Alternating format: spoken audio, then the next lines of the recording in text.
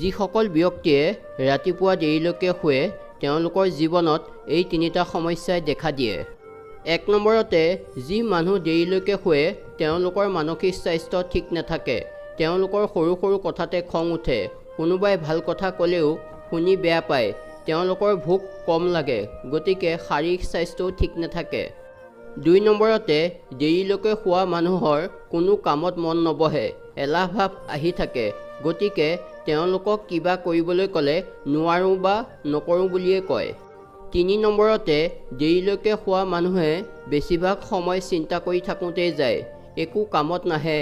এওঁলোকৰ চিন্তাধাৰা বহুত ডাঙৰ, কিন্তু সেইমতে কাম নকৰে। কেতিয়াবা আপোনাৰ জীৱনত এনেকুৱা সময়ো আহিব পাৰে। 1 নম্বৰতে, যেতিয়া আপুনি চাৰিওফালৰ পৰা মানুহক সলনি হোৱা দেখা পাব আৰু নিজক অকলশৰীয়া অনুভৱ কৰিব। 2 নম্বৰতে, এনেকুৱা সময়ো আহিব পাৰে যে আপোনাৰ হাতত টকা পইচা নাথাকিব, আপুনি বিপদত পৰিব, কিন্তু সম্পৰ্কীয় লোক, বন্ধু সকলোৱে গা এৰা দিব।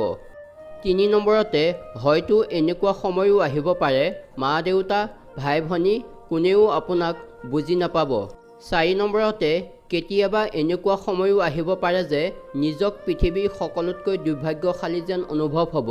আপুনি ভাঙি পৰিব আৰু নিজৰ জীৱনটো শেষ কৰি দিম যেন লাগিব, কিন্তু সেই কাম কেতিয়াও নকৰিব। প্ৰত্যেকৰে জীৱনতে বেয়া দিন আহে। নিজক ইমানেই ষ্ট্ৰং বনাওক যাতে কোনো মানুহ বা পৰিস্থিতিয়ে আপোনাক ভাঙিব নোৱাৰে।